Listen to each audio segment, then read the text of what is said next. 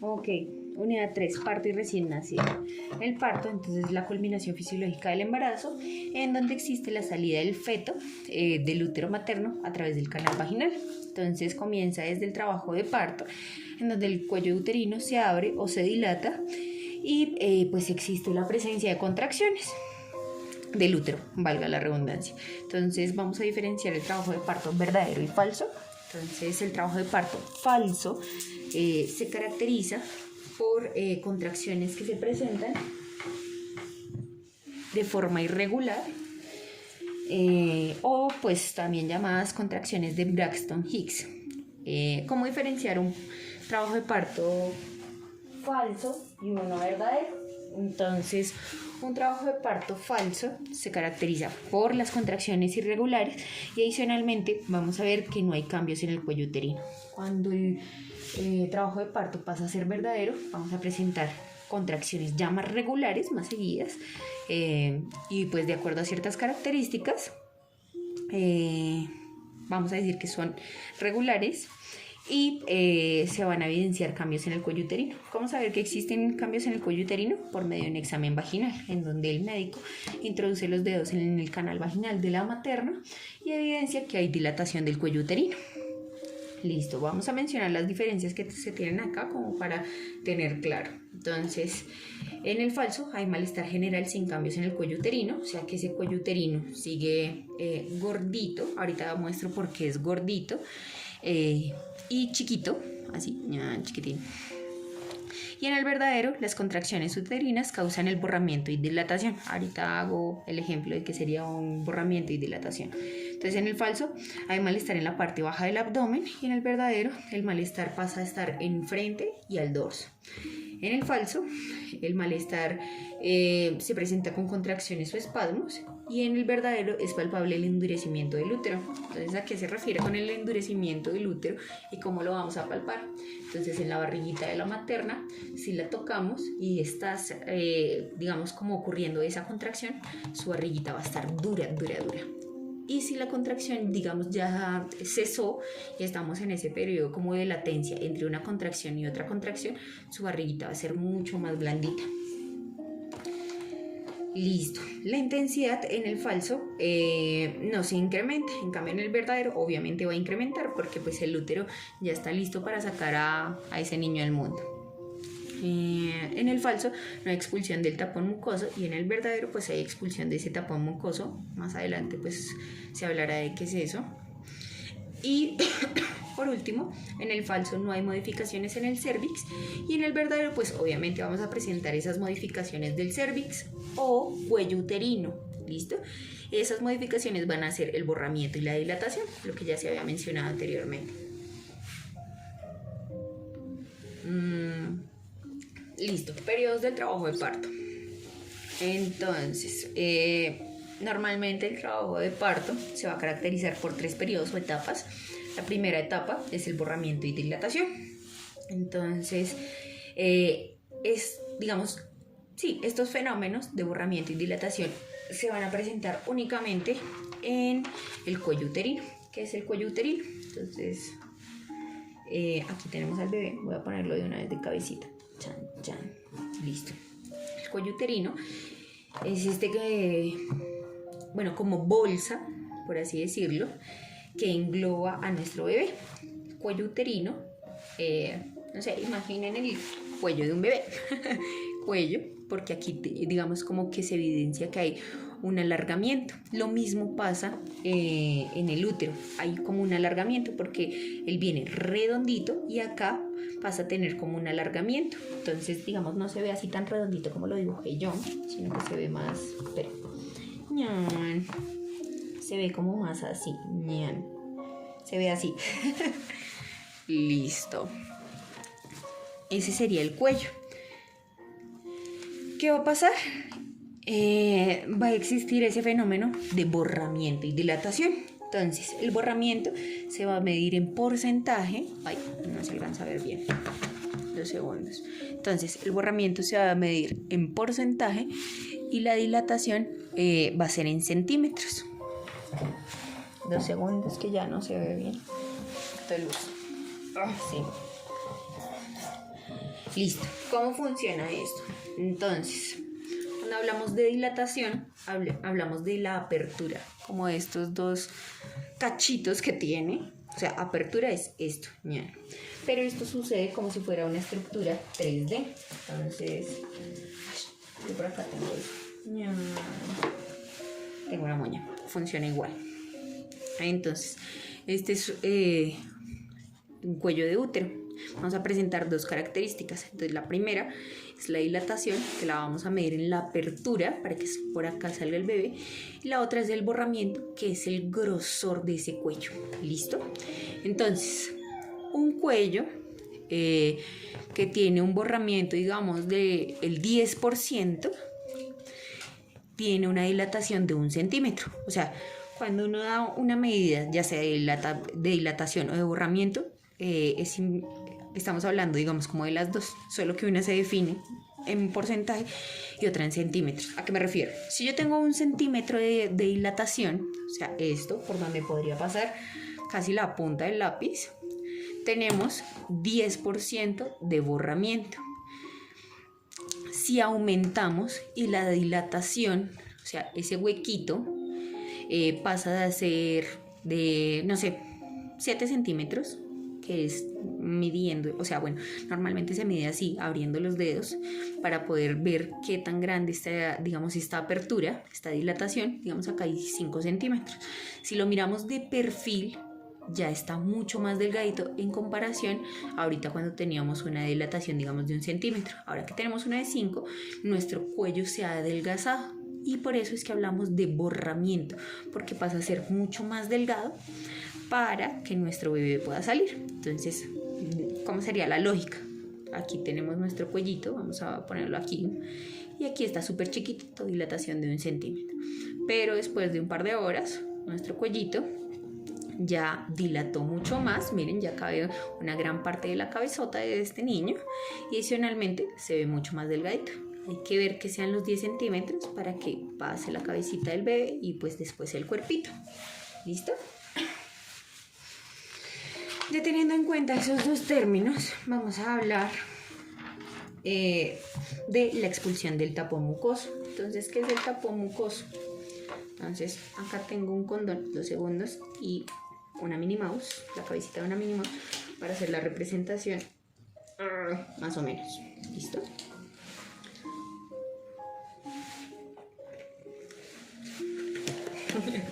Listo, ¿cómo funciona esto? Listo, tal cual. Entonces, este es nuestro útero y aquí está contenido nuestro bebé, ¿verdad? Hipotéticamente, pues, para que sea como más realista y más fidedigno, debería tener líquido, pero dejémoslo así para evitar regueros. Entonces, el tapón mucoso es como un debilitamiento que se presenta de la estructura. Toda esta estructura está, digamos, formada por el mismo condón en este caso. O bueno, aquí por la misma estructura. ¿Qué pasa cuando un bebé va a nacer? Cuando un bebé va a nacer, un ladito de todo este, que ya está, digamos, como determinado, digamos acá la punta, se rompe y se sale por el canal vaginal. Entonces a esto se le denominaría tapón mucoso, que es una parte de la integridad de todo este saco amniótico. Adicional de que sale ese tapón mucoso, va a salir el líquido que contiene, pues, lo que sería el útero. ¿Listo? Listo. ¿Para qué sirve ese tapón mucoso? Para proteger. Como el bebé está envuelto, entonces no pueden entrar infecciones. Esa es como su principal función. Proteger al útero de posibles infecciones. Bueno, dentro de esta primera etapa vamos a tener fases. ¿Cuántas fases son? Son 3 fases: la latente, la activa y la transitoria. La fase latente se indica, o se puede decir que inicia desde que se instaura ese trabajo de parto verdadero. Entonces, desde que encontramos esas modificaciones en el cuello uterino, ya sea el inicio de la dilatación, o sea, la apertura para que pues pueda salir nuestro bebé, o el borramiento, o sea, que pasa de ser gordito a ser mucho más delgadito ese cuello de útero. Entonces, digamos, en eso de la fase latente. Acá nos vamos a caracterizar por encontrar contracciones que se presentan cada 5 a 20 minutos y vamos a tener cambios del cuello uterino, por ejemplo, dilatación de 3 a 4 centímetros o, para hablar en términos de borramiento, sería del 30 al 40%. Listo. Después sigue la fase activa. Esta está definida por la dilatación del cuello uterino que va de 4 a 7 centímetros o un borramiento del 40 al 70% y contracciones que se presentan de 3 a 4 minutos. ¿Listo? Entonces, yo estaba acá como ejemplificando. Entonces, hipotéticamente, nosotros vamos a presentar en esta contracciones cada 5 minutos y en esta fase contracciones cada 4 minutos, hipotéticamente.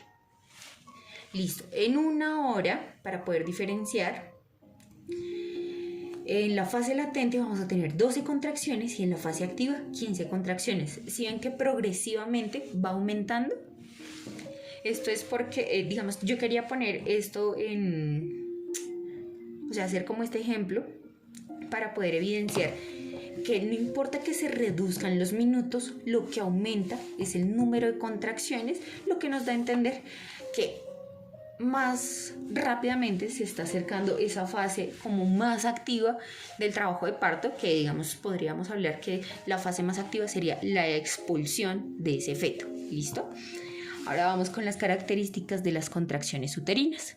Estas se palpan colocando la mano sobre el abdomen de la gestante, como había mencionado antes. Entonces, cuando hay una contracción, o sea que el músculo hace mucha fuerza, se va a sentir acá a lo largo de toda la barriguita de esa gestante o materna que está duro.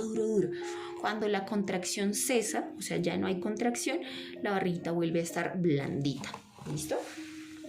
Entonces, características de esas contracciones. Vamos a tener 3 características: la frecuencia, la duración y la intensidad. La frecuencia es la cantidad de contracciones que se van a realizar durante 10 minutos. Entonces, ese ejemplo creo que, o ese término ya está ejemplificado con esta actividad. Entonces, el número de contracciones en 10 minutos. Si hipotéticamente estamos en la fase activa, que tiene contracciones cada 3 o 4 minutos, se podría hablar que hay de 2 a 3 contracciones. Digamos, 3 contracciones. ¿Listo? Durante esos 10 minutos presentamos 3 contracciones, o sea, su frecuencia es 3 por los 10 minutos. Duración, entonces es el tiempo que dura la contracción en segundos. ¿A qué nos referimos? Entonces decíamos que el útero funciona como un músculo, se contrae y se relaja, más o menos como el corazón, que hace lo mismo, se contrae y se relaja. Entonces, duración de la contracción. Entonces, ¿cuánto dura ese útero haciendo fuerza y estando cerrado? Y después se relaja. Esto puede, digamos, durar 1 minuto, 2 minutos y es diferente a este término. La frecuencia, recordemos que es la cantidad de contracciones, o sea, de que hace fuerza y se relaja. Y cuando hablamos de duración es cuánto dura haciendo fuerza para estar cerradito. ¿Listo? Y cuando hablamos de intensidad es la fuerza con la que se contrae el útero, porque el útero hipotéticamente puede contraerse suavecito o puede contraerse muy duro. ¿Listo? Esta puede ser medida como buena, regular o de mala calidad. A ver, ahora qué sigue. Fase de transición.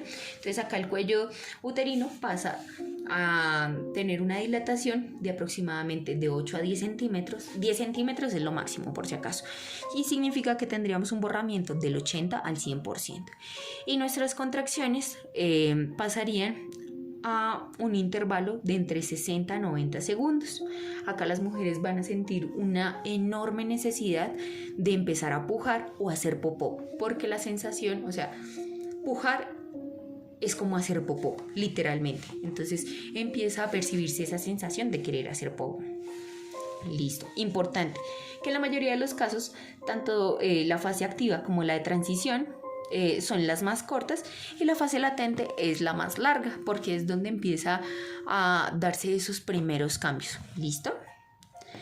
Adicionalmente, en las primíparas, pues primero hay un borramiento del cuello del útero y después existe la dilatación. Entonces, primero se hace delgadito y después va a haber la dilatación, que es esa apertura. Bueno, aquí está como en dibujitos cómo se vería más o menos. Entonces acá hay un cuello sin dilatación, que significa que está gordito también y que no hay apertura. ¿Listo? Acá hay un cuello ya borrado. Borrado significa que dejó de ser gordito para ser más delgadito. Y por último vamos a tener lo que sería la dilatación. Aquí dice que esa dilatación es de 1 centímetro, significa que está súper pegadito, súper chiquito, así, así chiquitín, un huequito chiquito. Y acá en esta última ya dice que ese cuello pues tiene una dilatación de 10, que está ya grandote. Aquí caben, digamos, varios dedos. Siguiente, actividades de enfermería para el trabajo de parto. Entonces, la primera, realizar todo ese proceso de admisión del paciente. Después sigue la deambulación del paciente, la toma de signos vitales de ese paciente, atender la dieta, realizar la tricotomía, que es esa higiene genital o pues rasurado. Después va la administración del enema, esto de acuerdo a los protocolos institucionales de donde estemos trabajando. Después está revisar la zona perineal cada 15 minutos para ver si de pronto hay algún cambio en específico, como la secreción vaginal, el color, la cantidad, la consistencia, si de pronto se ven partes de ese bebé, por ejemplo una mano, la cabeza, los pies, el cordón umbilical, o si hay presencia de meconio. El meconio es esa primer deposición o primer popito que hace ese bebé. Seguido de eso, entonces tenemos los cambios de posición. Entonces hagamos énfasis en que la materna siempre esté de cúbito lateral izquierdo. Entonces digamos, esta es la materna. Y le decimos, señora, por favor, procure estar del lado izquierdo acostada para favorecer lo que es la circulación sanguínea hacia su bebé. Es por eso que habla de esos cambios de posición. Después, tome lo que sería la frecuencia cardíaca fetal. Recordemos que nos habían mostrado un video donde se veía una correlación entre las contracciones y la frecuencia cardíaca fetal para poder evidenciar que estamos en un trabajo como de parto más activo. También estar pendiente de esos signos de abombamiento del perineo, la dilatación anal y el deseo de pujar. ¿Qué es el abombamiento del perineo? Esta parte se va a inflar. ¿Por qué se infla? Porque significa que ya el bebé está iniciando a pasar por esta partecita. ¿Listo? Es por eso que se da ese abombamiento. Y por último, diligenciar lo que sería ese partograma. Seguido de esto, entonces tenemos la segunda etapa. Esa segunda etapa se llama el expulsivo y es donde comienza el cuello uterino a verse completamente dilatado, o sea, 10 centímetros de dilatación y 100% de borramiento. Y finaliza con la expulsión del feto o nacimiento. ¿Listo? Listo. Esta también se llama la etapa de pujar porque pues la materna siente esa sensación de pujar o ir al baño. Entonces pues aquí hay mucho más que direccionarla que pueda hacer estas actividades cuando la contracción se presente. Listo, miren, la sensación de pujo abomba el perine porque ya digamos todas las estructuras están listas para que ese bebé pueda salir.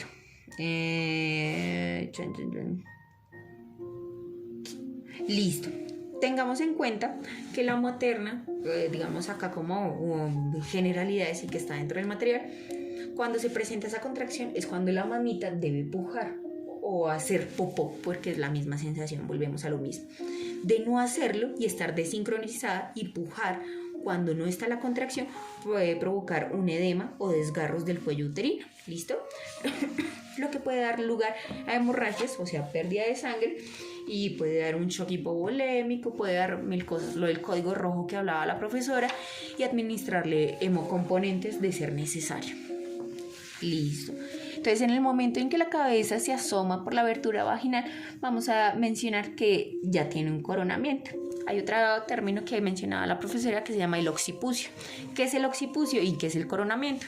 Entonces, el occipucio, volvemos a, este es nuestro cuello uterino. Entonces, el occipucio es que ya hay una dilatación, no ha salido el bebé, pero ya está aquí asomándose. El occipucio es que ya puede ver uno el pelito de este bebé. ¿Listo? Coronamiento, 2 segundos, acomoda la moña.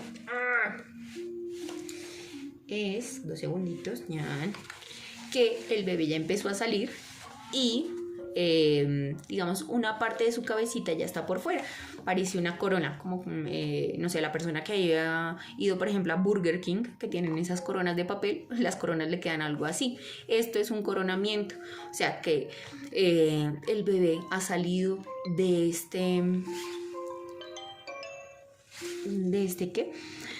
ha salido por el canal vaginal, pero solo esta partecita de su cráneo. Listo. Bueno, actividades de cuidado de enfermería para el periodo expulsivo. Entonces, trasladar a la paciente, ubicarla, estimularla siempre verbalmente para que pues siga nuestras instrucciones, realizar lo que sería el baño obstétrico, tomar los signos vitales, asista al paciente de pronto si necesita la administración de líquidos endovenosos, administración de oxígeno y demás cosas de acuerdo a la orden médica. Importante que, digamos, si uno está en esta área, bueno, y en todas las áreas, en urgencias, en de todo, siempre debe existir un acceso venoso cuando tenemos un paciente, digamos, como ya hospitalizado o dentro de un servicio.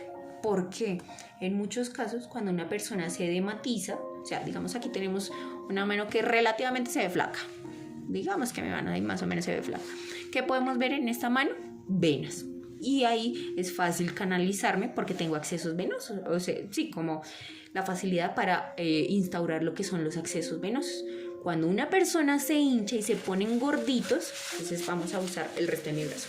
Entonces acá súper fácil, pero si me van a intentar canalizar por esta área que está mucho más gordita, va a ser mucho más difícil porque aquí no se ven. Y cuando se palpa, como para este caso estoy edematizada, no se sienten las venas, no se siente nada. Entonces es importante que en casi todos los servicios se instaure un acceso venoso. ¿Por qué? Para administración de medicamentos, para administración de hemocomponentes, de soluciones, de lo que se necesite. Esa es como su importancia, porque si la persona se dematiza y adicionalmente empieza a tener una hemorragia y no tenemos por dónde ponerle, no sé, vasoconstrictores, se nos va a morir desangrado. Y la idea es que no pase eso. Por eso siempre es importante eso de los líquidos endovenosos. Después de eso, asista al profesional en lo que pues le diga a uno. Y por último, esté pendiente y registre la hora de nacimiento. Esa hora de nacimiento depende de la institución, puede ser con hora militar o con hora como AM y PM. Importante pues saber eso dentro de pues la institución en la que uno esté trabajando. Tercera etapa y última, el alumbramiento. Entonces acá ya existe la expulsión de lo que sería la placenta y sus anexos como membranas ovulares y el cordón umbilical. Entonces, actividades de enfermería para el periodo del alumbramiento. Reciba la placenta, realice el masaje en el abdomen de la materna, registre signos vitales, asista al profesional, en caso, por ejemplo, de hacer lo que sería la episiorrafia. Entonces, ahora por este lado la baja. Listo, entonces imaginemos que esta es una vagina. Vamos a ubicarnos, aquí tenemos clítoris, aquí sería el monte de Venus, acá sería como una pierna, acá una nalga, otra nalga, pierna y pierna. ¿Sí se ve? Sí. Entonces tenemos clítoris para ubicarnos, uretra, y aquí tenemos lo que es la vagina. La episiorrafia, y aquí tenemos el ano. Entonces la episiorrafia es una incisión quirúrgica que se realiza para que se facilite mucho la salida del bebé. Entonces, ¿cómo la hacen normalmente? Esta se hace, digamos, en forma diagonal y no de forma recta, porque si no quedaría una fístula entre la vagina y el ano. O sea, si hacemos un corte así, pues queda un solo hueco entre la vagina y el ano y pues la persona quedaría haciendo deposiciones por la vagina. Entonces, lo que va a hacer el médico en la episiorrafia para evitar que exista ese desgarro, entonces 2 segundos, termino otra vez las nalgas, listo, es hacer una apertura hacia un lado o hacia el otro, no importa, hay que para un lado o para el otro, máximo de 2 centímetros. Esto con el fin de facilitar y que digamos haya un mejor canal, o sea, habrá mucho más para que salga ese bebé. ¿Listo? Listo, coloqué el pañal. esté pendiente para registrar lo que sería la hora de alumbramiento en la historia clínica. Acá vamos a tener una imagen de la placenta en el útero y después la remoción de la placenta, de cómo sale. Listo, la expulsión de la placenta se puede llevar a cabo mediante dos mecanismos. Entonces el primero es el Schulzen y el otro es el Duncan. Entonces el Duncan es la cara materna y el Schulzen es la cara fetal. ¿Cómo así cara fetal y cómo así cara materna? Entonces, ay Dios, a ver qué uso para hacer la representación de eso y sea mucho más fácil. 2 segundos, a ver qué encuentro. Listo, encontré un celular viejito. Vamos a decir que esto viene como así. Listo. Entonces, toda esta es la placenta. Vamos a tener dos caras. Una, la otra. Y digamos que pues esta cara es la que viene con el cordón. Viene así pegadita. Cuando viene esta cara, que es lisa por este lado y viene con el cordón, vamos a decir que es la cara fetal. O sea, la cara Schulzen. Y por el otro lado, donde ya no está el cordón umbilical, sino que vamos a ver los dicotiledones, vamos a decir que es la cara materna. Importante saber que los dicotiledones son 20. Hay que más o menos pues estandarizar como ese número que nos dijo la profesora. ¿Qué más? Vamos a hablar de esto. Bueno, importante saber que cuando es Schulzen, o sea la cara fetal, no hay una pérdida sanguínea hasta que pues la placenta aparece. En cambio, el mecanismo Duncan se caracteriza por lo contrario. Entonces, fluye la sangre por los genitales, ya sea desde el comienzo o desde el desprendimiento. Entonces hay que estar muy pendientes de, digamos, esas características también. La salida de la placenta se presenta en promedio de 4 a 8 minutos después de ese nacimiento del bebé. Si esta es prolongada y dura aproximadamente más de 10 minutos, se habla de una retención placentaria. Y si dura más de 30 minutos, se puede hablar de que hay un incremento en la incidencia de hemorragia posparto. Factores esenciales del parto. Entonces vamos a tener acá el pasaje del pasajero y las fuerzas. Bueno, ahí están las definiciones en caso de... Después, tipos de parto. Vamos a tener el vaginal, el parto en agua, vaginal instrumental y cesárea. ¿A qué nos referimos con esto? Entonces, parto vaginal espontáneo. Entonces, el feto nace cruzando el canal vaginal de la madre con la asistencia, con poca o ninguna asistencia de tecnología y sin la ayuda de medicamentos. O sea, el parto más natural que hay. Después sigue el parto en agua. Entonces acá el medio va a ser el agua, o sea la materna va a estar en una tina llena de agua y va a hacer todo el trabajo de ahí para allá y el bebé va a nacer en el agua. Digamos, algo positivo dentro del trabajo de parto en agua es que el agua se parece como a ese ambiente del saco amniótico, o sea, sigue en líquido. El problema es que cuando el bebé nace, el bebé empieza a llorar. Y si empieza a llorar significa que necesita oxígeno. El problema es que se puede ahogar. Entonces hay que tener mucho cuidado con esa parte. Listo, después sigue parto vaginal instrumental o instrumentado. Entonces este tipo de parto también se da vía vaginal, valga la redundancia, pero es asistido con instrumentos especiales. Por ejemplo, el vacuum, que son las ventosas, o los forceps, que son las pinzas obstétricas para poder ayudar a ese bebé a nacer. Después sigue la cesárea, que es un procedimiento o una intervención quirúrgica que se realiza en el abdomen de la materna, normalmente de acá, en esta parte, en esta como zona baja del abdomen, normalmente pues es bien abajo del ombligo, se hace la incisión acá y por ahí nace el bebé. Esto, digamos, se indica para mujeres que su relación cefalopélvica, o sea, de la cabeza del bebé con la vagina no es adecuada, o sea, el bebé viene cabezón y la vagina de la mamá es muy pequeña y no puede salir por ahí. ¿Listo? Algunos procedimientos especiales relacionados con el parto, entonces el tacto vaginal, que era lo que decíamos, que es introducir los dedos dentro del canal vaginal para poder inspeccionar la dilatación de ese cuello uterino.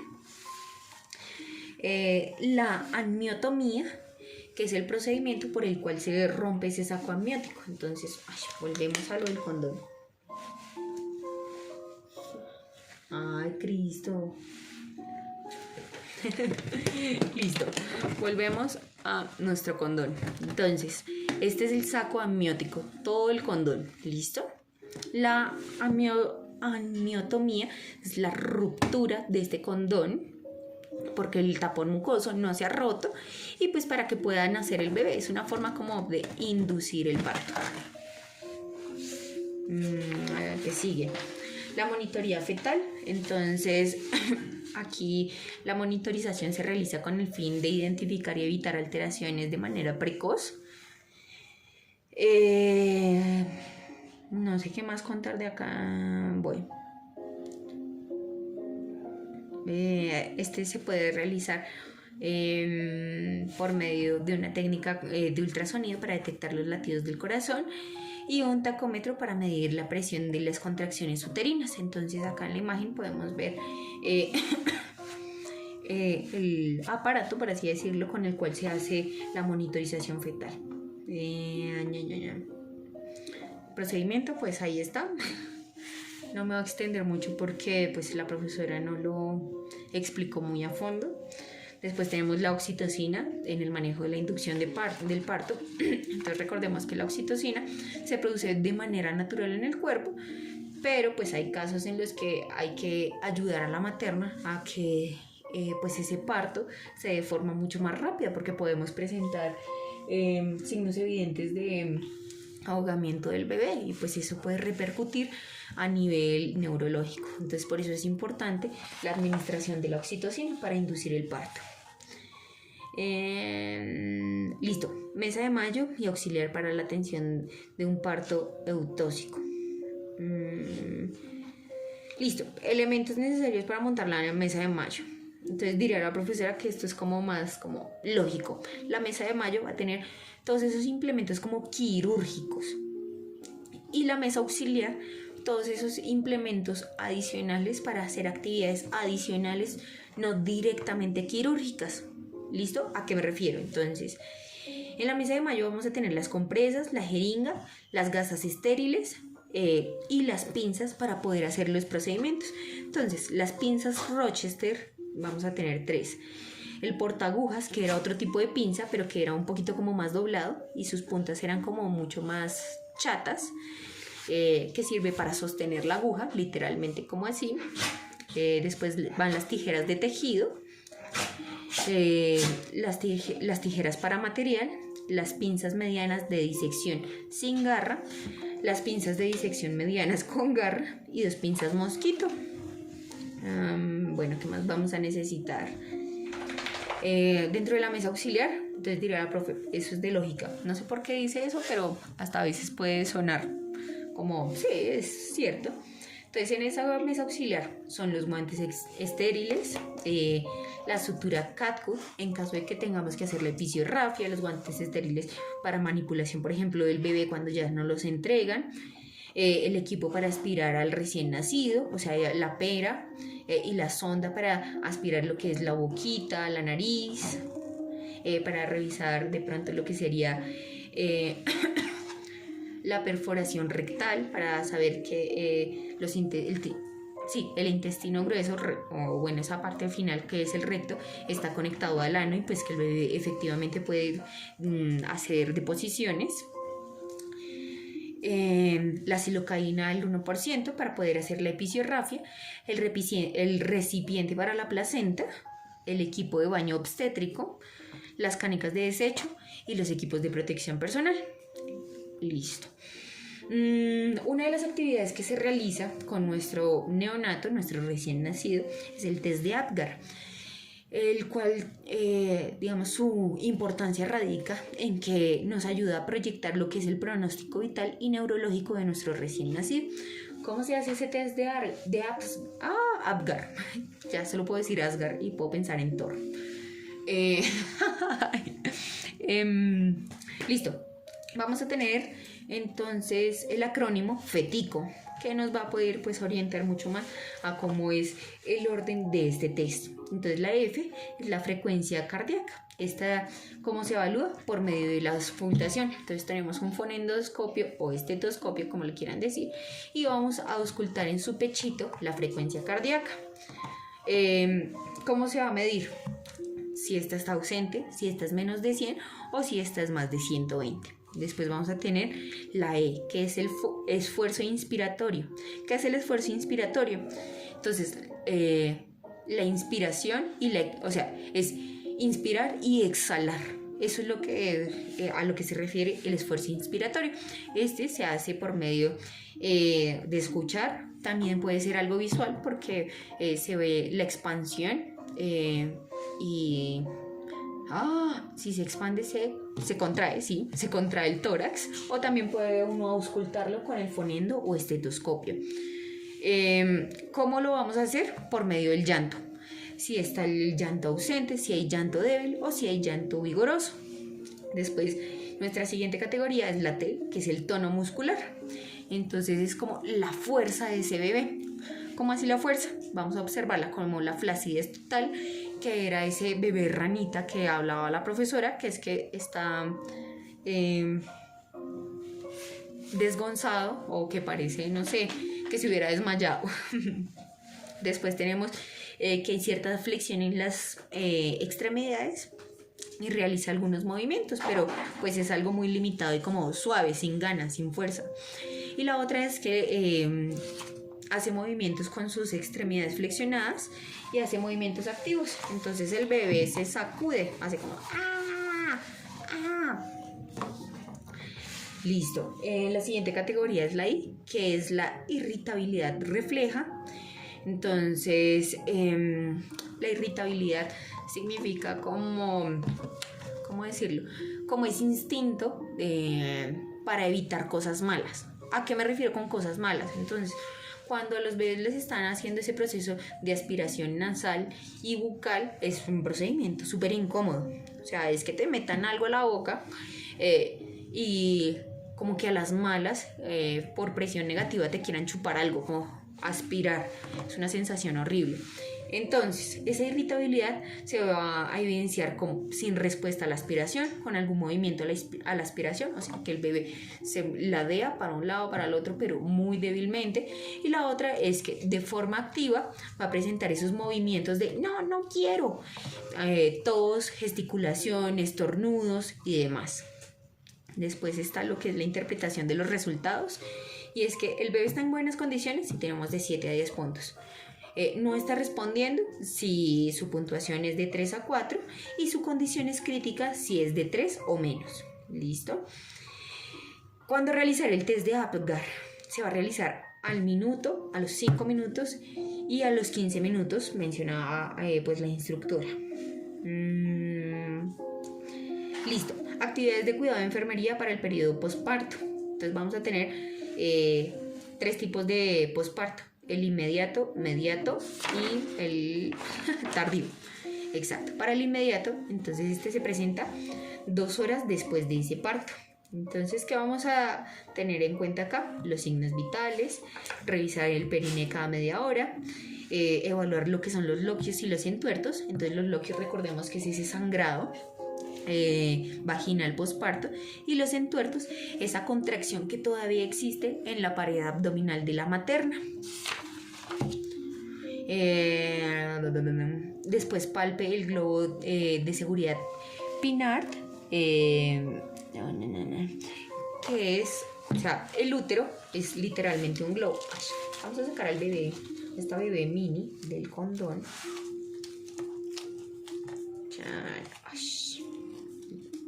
Listo. Entonces, este es nuestro útero. Vamos a enrollarlo. ¿Será que puedo enrollar? Bueno, vamos a disminuir su tamaño. Entonces, hipotéticamente, esto va a funcionar como el útero. Entonces, qué útero tan grande. Pero bueno, para que uno más o menos entienda. Aquí. Listo. Entonces, recordemos, entonces este sería el cuello del útero. Adentro pues está lo que es el útero. Este es el saco amniótico, donde pues se encuentra el bebé, también vamos a encontrar placenta, lo demás. Pero digamos que ya pasó todo, ya salió el niño, ya salió la placenta y solo queda ese globo de seguridad de Pinart. ¿Qué es eso? ¿A qué nos referimos? Cuando nace el bebé, no es que inmediatamente se recoge el útero y queda en su posición normal, eso jamás pasa. Lo que pasa es que todavía la materna queda con la barriguita como si estuviera embarazada, pero por ejemplo si uno palpa, eso queda un hueco gigante, o sea, tú puedes palpar y ya no se siente duro, no se siente nada. Entonces a la palpación abdominal vamos a sentir una bolsita. Ese es el globo de Pinart, el cual se debe ir disminuyendo en tamaño conforme pasa, digamos, los minutos, las horas, los días y demás. Y es lo que mencionábamos de la involución uterina. ¿Qué es involución? Que pasa de ser muy grande a otra vez ser un chiquitín. Aquí dice, miren, evalúe los signos de involución uterina y es que pues ese útero pasa de ser grande a otra vez ser chiquito. Este se disminuye de forma diaria 2 centímetros. Presione sobre el útero si sospecha presencia de coágulos. Avise al profesional en caso de signos anormales que presente pues la materna. En caso de que la materna empiece a sangrar profusamente, o sea, sangre muchísimo, poner a esa materna en posición de choque. ¿Qué significa? Ponle los pies en el cielo, literalmente, levántenle las piernas y abríguela, porque va a empezar a perder sangre. Cuando uno empieza a perder sangre, empieza a perder calor y empieza a percibir lo que es la sensación de frío. Entonces por eso dice abríguela. Después sigue la administración de líquidos endovenosos y medicamentos según las órdenes médicas, realizar el baño genital, administrar vía oral según la orden médica, que era lo que decía la profesora, un agua de panela, una aromática, lo que sea para que pues ella vuelva y coja fuerzas. Y seguido de esto pues iniciar lo que sería la lactancia, porque pues el bebé ya debe tener hambre. Es importante que la primera micción posparto pues no se demore en exceso, pues para evitar infecciones urinarias y favorecer la correcta contracción uterina. Aquí estamos hablando de la materna, por si acaso. Actividades de cuidado de enfermería, pues para lo que sería el periodo posparto inmediato. Este sea después de las 24-48 horas de ese parto, de que haya nacido ese bebé. Entonces, ¿qué vamos a revisar acá? Signos vitales, presencia de sangrado, evaluar y pues revisar lo que son los loquios y los entuertos. ¿A qué nos referimos con evaluarlos? Qué cantidad hay, el olor, la consistencia, si hay dolor cuando está la expulsión de esos loquios o sangrados. Después sigue la evaluación de la involución uterina, de que se haya presentado, o sea que ese útero se vaya haciendo más y más chiquito. Informe a la madre sobre citas de control posparto, signos y síntomas, digamos como de alarma o para tener presentes, para que regrese al servicio en caso de que sea necesario. Consultar acerca de si proyecta realizar la anticoncepción y verificar la diuresis y la deposición del recién nacido, para que pues esté todo como dentro de la normalidad y regularidad. Bueno, acá hay más pasos. Entonces realice las actividades de higiene del recién nacido, o sea, enséñale a la mamita a cambiar el pañal, a bañarlo y demás actividades que pues de pronto no sepa ella hacer. Eduque y prepare e implemente la deambulación temprana del paciente, entonces que se nos siente esa señora, que se ponga de pie, que camine y demás. Y por último, realice la toma de los signos vitales para saber que ella está súper bien y pues de forma pues también temprana se le puede dar lo que es, ¿cómo se llama? La salida, darle de alta. Después están las actividades de cuidado de enfermería para el periodo posparto tardío. Este se da después de, se comprende hasta los 30-40 días después del nacimiento de ese bebé. ¿Cuáles son los cuidados que vamos a tener acá? Entonces, los cuidados del recién nacido. Mamita, por favor, muéstrame cómo estás lactando a ese bebé. ¿Cómo le limpias la colita? ¿Cómo haces esos ejercicios de estimulación temprana? Mamita, ya sabes que tienes que vacunar al bebé a los tantos meses, a los tantos años y demás. Y hacer esos controles de crecimiento y desarrollo. Entonces, tallar al bebé, que significa medirlo, y pesarlo para saber si está dentro de una curva normal que se presenta. A nosotros dentro de el material, creo que en registros lo dejamos, hay unas curvas de crecimiento. Entonces es como una gráfica en donde nos dice cuánto debe medir y cuánto debe pesar, más o menos, algo así. ¿Qué más hay? Listo, después es que la profesora no habló de cuidados posparto, digamos, de la hemorragia.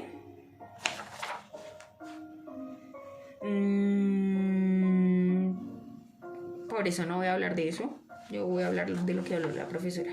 Después sigue la adaptación neonatal, que es determinar el estado de salud del recién nacido por medio de actividades. Entonces estas actividades son, o sea, nos entregan ese bebé recién nacido y esto es lo que se hace a continuación. Identificar al recién nacido con la manilla, secar, abrigar y proteger del frío. Después despejar las vías aéreas con la aspiración, aunque eso, digamos, ya se hizo. Eso lo hizo el médico, ¿se acuerdan? Sale el bebé, su cabecita de la vagina y inmediatamente pues se aspira para ver como la permeabilidad de esas vías, pero bueno, por si acaso, si no quedó eso bien, vuelve y uno repite. Despejar las vías aéreas, realizar el test de Apgar, que sería ese fetico, realizar la valoración física, o sea, la valoración cefalocaudal, entonces de su cabecita, la simetría de la cabecita, que no se presente de pronto alguna deformidad, abombamiento, que esté presente las fontanelas, que son los huequitos de su cabeza. Después sus orejitas, que sus orejitas no vayan hacia adelante, sino que vayan hacia atrás, el tamaño de sus orejitas, ver que sus orejitas ya están limpias y fueron aspiradas, sus ojitos, que entonces si uno traza una línea recta pues estén acomodados bien, no de pronto que tenga estrabismo. ¿Qué es el estrabismo? Que un ojo mira hacia un lado y el otro de pronto sí de frente. ¿Qué otra cosa? Ya, hay como generalidades. Respecto a la nariz, entonces la presencia del tabique nasal, que sus fositas nasales pues se vean simétricas y demás de su boquita. Entonces revisar lo que sería el reflejo de búsqueda, que es que si le ponemos el dedito por acá en el cachete, el bebé de una vez va a girar su cabecita para buscar y poner ese dedo en su boca y empezar a succionar, que es el reflejo de succión, que es algo como básico para poder alimentarse. Cuando introducimos ese dedo para ese reflejo de succión, palpamos lo que es el paladar para ver que el paladar esté completo, o sea, que esté durito. Después sería lo que es el cuello, o sea, que el cuello sea corto. Seguido de eso sería el tórax, entonces que no se presente abombamientos o deformidades del tórax. Que las tetillas sean simétricas. Después sería el abdomen, lo mismo, que no se presente un abombamiento, una deformidad, de pronto una pelotita y demás. El color, después lo que sería sus bracitos, las extremidades superiores, entonces que sean simétricas, que presente 5 dedos en las manos, que presenten sus pliegues en las manos. Y ya, como generalidades, lo mismo con los miembros inferiores. Bueno, y aquí puede uno evaluar lo que sería un reflejo, que es el reflejo de agarre. Si uno al bebé le hace así, el bebé de una vez le hace a uno esto y lo agarra a uno. Y lo mismo pasa con los piecitos hacen esto y de una vez también pues agarran el dedito. Por último, el reflejo de Babinski, que es que si uno le pasa así el dedito de abajo hacia arriba, la patita de ese bebé va a ser como se va a estirar como hacia atrás un poquito, que es un reflejo patológico cuando pues uno está adulto. ¿Qué más? Bueno, y por último revisar lo que sería la región genital. Para realizar, digamos, la inspección de los genitales hay que ver lo que sería la forma, el tamaño, la piel del escroto en caso de que sea niño, la presencia de los testículos, del pene. ¿Cómo vamos a revisar eso? Entonces tenemos el pene del bebé y vemos la bolsa escrotal o el escroto. Hay que revisar y palpar de que se sientan los dos testículos porque, digamos, ¿cómo se llama eso? Embriológicamente, que significa desde el nacimiento, desde la creación del bebé, los testículos de los niños se crean en la parte abdominal. Y lo que hacen los testículos es que bajan por unos huequitos que hay acá, que son como unas aperturas inguinales, descienden por ahí y llegan a esa bolsa escrotal. ¿Listo? Entonces hay que revisar que los dos testículos estén, porque en caso de que no estén, eso es algo perjudicial, porque los testículos deben tener una temperatura diferente a la temperatura del cuerpo. Normalmente es como 1 grado de diferencia que hay entre la temperatura del cuerpito y la temperatura que existe en los testículos. ¿Por qué existe esa temperatura diferente? Para el proceso de reproducción, los espermatozoides se guían por el calor. Entonces, donde hay algo caliente, el espermatozoide nada hacia allá. Por eso debe haber una diferencia. Cuando están acá, pues tienen una temperatura menor, pero cuando entran a, digamos, hay coito, el pene entra en la vagina y el pene expulsa el semen que contiene a los espermatozoides sienten que el útero está muy calientito, entonces se van hacia el útero, hacia dentro del útero. Es por eso es toda esa explicación. Es por eso importante revisar lo de los testículos. Si los testículos no están en su posición, que es en la bolsa escrotal, se presenta una patología que se llama, creo que se llama criptorquídea. Ya les confirmo. Listo, sí, se llama criptorquídea. La criptorquídea se puede presentar lateral o bilateral. Lateral es que solo se presenta en uno de los dos lados y bilateral es que se presenta en los dos lados. ¿Qué más? Listo. Realizar la profilaxis ocular, que es pues poner las gotitas en los ojos de los bebés, de preferencia que las gotitas no caigan, o sea, directamente, sino que caigan acá por el conducto lagrimal, o sea, cerca de la nariz y desciendan ellas solas, que es mucho como menos traumático. Después lo que es la profilaxis del cordón umbilical, que es limpiar ese cordoncito, ese muñón de cordón umbilical. Y seguido de eso, el tamizaje de hipotiroidismo. Entonces acá es donde utilizamos el cordón umbilical. ¿Qué vamos a utilizar ahora de cordón? No tengo ni idea, necesito algo que se vea como grueso, eso. Entonces esto es un cordón umbilical, hipotéticamente todo esto. Y aquí está segmentado, o sea, cortadito. Aquí tenemos la pinza. Y para hacer ese tamizaje de hipotiroidismo necesitamos sangre. Entonces de preferencia la vamos a tomar del cordón umbilical. ¿Cómo vamos a hacer eso? Quitamos la pinza, revisar primero el cordón umbilical. Entonces uno lo palpa y si siente que está palpitando, entonces quita la pinza un momento y de ahí va a brotar la sangre que se necesita para esa muestra. En caso de que el cordón ya no esté palpitando, se puede hacer dos cosas. Una, la inserción de una jeringa, aspiramos y ahí sale la sangre. O la segunda es que acá en la parte donde se ubica el hueso calcáneo, creo que es ya no me acuerdo de los huesos del pie. Bueno, de los huesos del pie, acá donde está el talón, vamos a hacer una punción y de ahí sacaremos la muestra. Adicional de ese tamizaje de hipotiroidismo, vamos a necesitar pues muestras de sangre para saber el RH del bebé y demás cosas que se necesiten. Después vamos a pesarlo y tallarlo. Ya sabemos que para tallarlo es desde, digamos, la parte occipital superior, que sería como esta partecita, que es lo más alto de este bebé, hasta el talón de su piecito. Como los bebés vienen como así, como enroscaditos, lo que vamos a hacer es estirar ese piecito y ya, y lo medimos.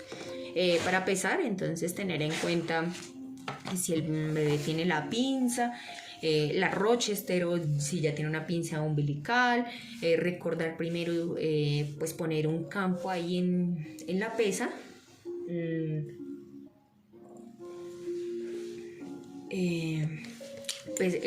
encender la pesa con el campo ya pues expuesto ahí para que no nos aumente el peso y no nos dé un peso irreal, sino algo mucho más cercano a la realidad. Después medir los perímetros, ya sabemos, el cefálico, el torácico y el abdominal. Realizar la toma de las huellas plantares, colocar la vitamina K. Para la coagulación sanguínea y pues que nuestro bebé no se nos dé sangre.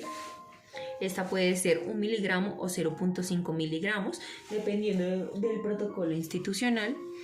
Después le ponemos el pañal a nuestro bebé y lo vestimos. Hacemos el registro de nacido vivo.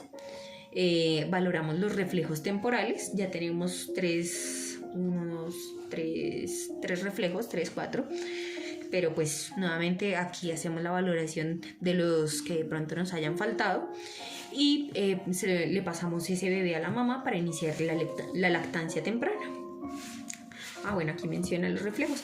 Entonces, reflejos temporales de los recién nacidos: el de succión ya, el de búsqueda ya, el de apoyo y marcha. Entonces, listo. Entonces, aquí menciona, listo, que este reflejo de apoyo y marcha, entonces era lo que mencionaba la profesora. Cuando hacemos esa inspección cefalocaudal, vamos a hacerla anterior y posterior. Cuando hacemos la inspección ya posterior, tomamos a nuestro bebé, lo tomamos así, le damos la vueltica, dejamos que sus piecitos estén acá. Y decía la profesora que ellos caminan como si estuvieran en la luna, empiezan a mover sus paticas.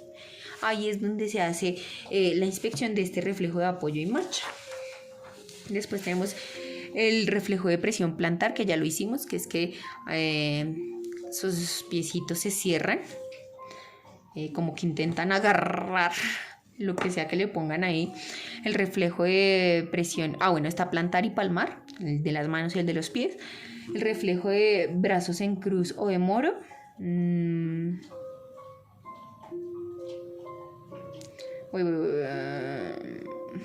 Listo. Entonces el reflejo de moro es que si tenemos un bebé, lo tenemos acá alzadito, y si le hacemos como se cayó, el bebé inmediatamente va a abrir los brazos. O sea, va a quedar así como ese es un reflejo. El reflejo de Babinski, que era el de la planta de los pies, y el reflejo tónico asimétrico. Listo. Y es que este reflejo asimétrico, cuando la cabeza está rotada hacia un lado, normalmente listo.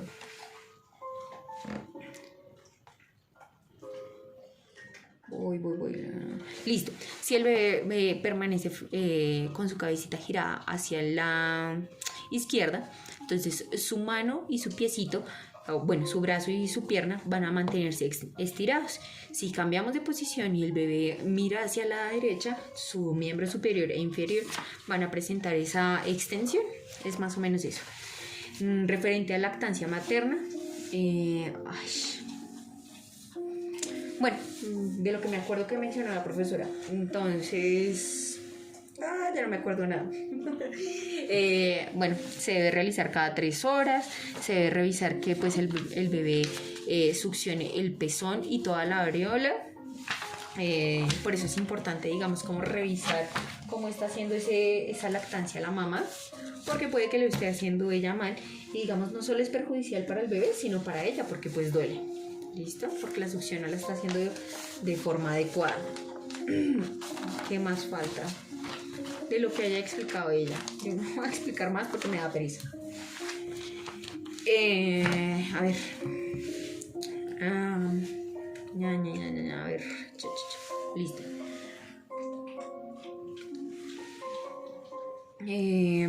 Mencionaba ella en la clase del 8 de octubre. Mencionaba que la ovulación se presenta el día 12 al día 15 de cada mes, cuando pues una mujer es regular. ¿Cómo se presenta un ciclo como normal? Los ciclos se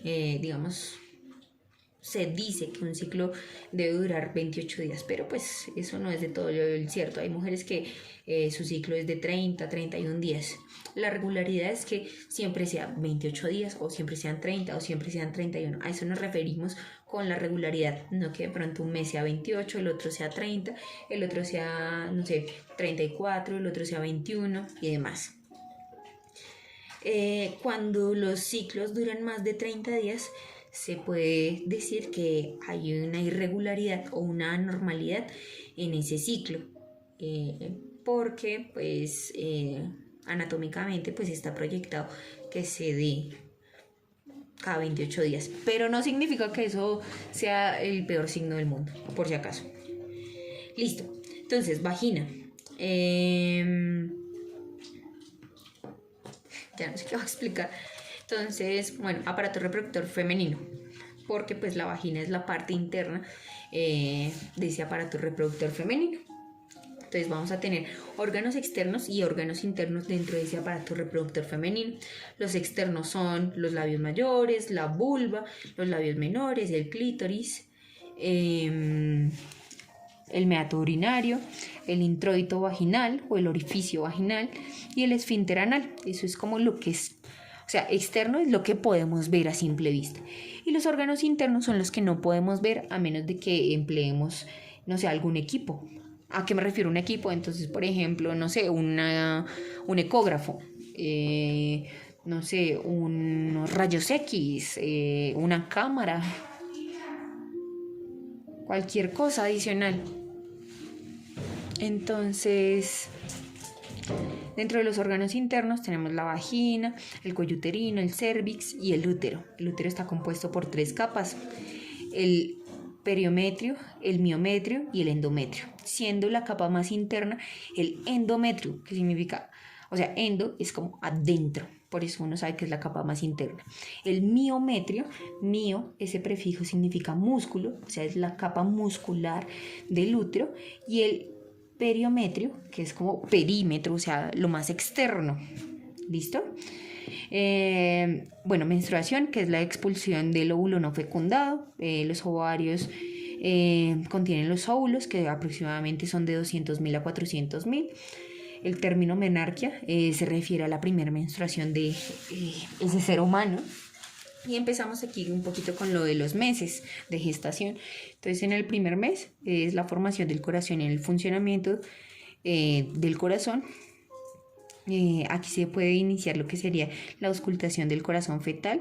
Aproximadamente para hacer esa auscultación sería entre la semana 6 y 7 de gestación.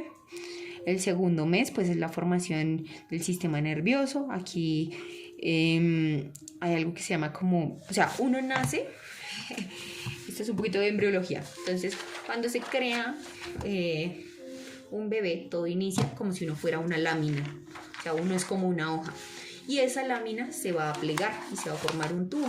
Entonces ese tubo se llama el tubo neural.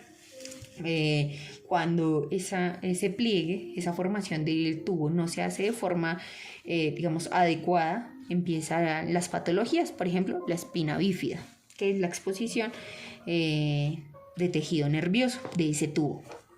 Tercer mes, entonces ya presentamos lo que son movimientos y aquí se puede reconocer y definir el sexo, o sea, saber si es niño o niña. Listo, hablemos un poquito de genética. Entonces, y el óvulo y el espermatozoide lo que hacen es llevar información genética. ¿Cómo se compone esto? Entonces la mamá aporta 23 pares de cromosomas y el papá aporta otros 23. ¿Quién define el sexo? El papá. La mamá siempre va a aportar cromosomas X y el papá puede aportar cromosomas X o Y. Ese cromosoma X o Y define si vamos a tener un niño o una niña. Si es X, es niño. Si es Y, es niño.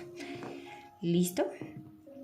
Bueno, ahora sí retomamos lo del cuarto mes, que es el aparato circulatorio ya totalmente terminado. El esqueleto empieza a organizarse y se termina de desarrollar el sistema nervioso. O sea, ya avanza mucho más en lo que sería la complejidad de ese sistema nervioso. Después en el quinto mes se termina la maduración de ese sistema nervioso, o sea, antes lo teníamos como si fuera de un bebé y ahora es un super bebé. En el sexto mes los bronquios y los pulmones casi terminan de madurar. El séptimo mes ya posee pues, los órganos necesarios para poder vivir fuera del útero. El octavo y el noveno mes pues el feto completa lo que sería su desarrollo, ya es como pulir detalles. Durante el parto entonces se define como la expulsión del feto, ya que ha cumplido pues el ciclo de vida en el útero o pues su vida intrauterina. Entonces vamos a hablar de unos términos esenciales. Aproximadamente pues el embarazo se mide en semanas. Sobre qué semanas más o menos vamos a tener el nacimiento del bebé. Desde la semana 37 a la 41 se presenta ese nacimiento. Si se presenta, digamos, antes de esas 37 semanas, se podría hablar de que ese embarazo fue pretérmino. Si es posterior a esas 40, o sea, si es de 41 semanas en adelante, 42, 43 y demás, se habla de un embarazo postérmino. Y si el embarazo se da sobre la semana 39, 40 aproximadamente, aunque aquí digamos contaríamos 38, 39, 40 como un embarazo a término. ¿Listo? Otra vez el término meconio, que es esa primer deposición que hace el bebé o feto. Hipoxia al nacimiento, entonces hipoxia, hipo es poco, y xia hace referencia a aire, entonces es poco aire al nacimiento. Entonces este poco aire que se puede presentar al momento del nacimiento puede presentar alteraciones neurológicas y pues alteraciones en el desarrollo de ese bebé. Características del trabajo del parto normal: la presencia de contracciones uterinas que producen pues el borramiento y la dilatación demostrables en el cuello uterino por medio de la palpación de ese examen vaginal. Se cuantifica en principio como la hora se cuantifica la hora y si estas son regulares o no son regulares, y si estas son dolorosas o no son dolorosas. Aquí mencionaba pues la profesora en clase lo de la oxitocina, que es el inductor de el embarazo y se produce en la hipófisis. ¿Listo? Listo. Posicionamiento al momento del parto. Si el bebé viene con la cabeza primero, la cabeza por delante, se dice que es cefálico. Si viene de nalgas o viene de patitas, se dice que es podálico. ¿Listo? ¿Qué más? Occipucio, globo obstétrico. Listo. ¿Se acuerdan que dentro de las actividades de adaptación neonatal se hablaba de la inspección cefalocaudal y que yo había hablado de algo de fontanela, que es como un hueco? La fontanela, pues sí, es un hueco.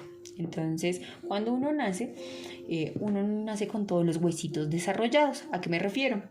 Si ustedes en este momento se tocan la cabeza, van a sentir que es duro, o sea, todo es durito en su cabeza. Cuando tú tocas a un bebecito, vas a sentir blandito. ¿Qué es lo que estás tocando? Literalmente el cerebro. Porque los huesitos no se han terminado de desarrollar. ¿Por qué no se han terminado de desarrollar? Para facilitar el paso de ese bebé por el canal vaginal. Algunos bebés, entonces, cuando uno los mira después de que acaban de nacer, o sea, a los 2 minuticos de haber nacido, ve uno que tiene la cabeza no redonda, sino como en forma de huevito. Pero esa forma es como sutil, por así decirlo. O sea, no es evidente que parece un huevo, estilo de cabeza de, no sé, Adam Sandler, no, sino que es una ligera deformidad. Conforme va pasando el tiempo, esos huesitos van creciendo y se van fusionando, formando lo que sería el cráneo. Entonces, la fontanela bregmática es ese espacio que se evidencia entre la unión de los huesos de la cabeza. Esto solo se presenta en el bebé. Bueno, y por último, entonces mencionar lo de la episiotomía, que es la abertura quirúrgica de la vagina, y la episiorrafia, que es la sutura de esa episiotomía, que se hace con la CapCut Croma 2.0, que tenía la profesora ahí de 75 centímetros. Esa, tal cual. Y creo que ya, eso sería todo.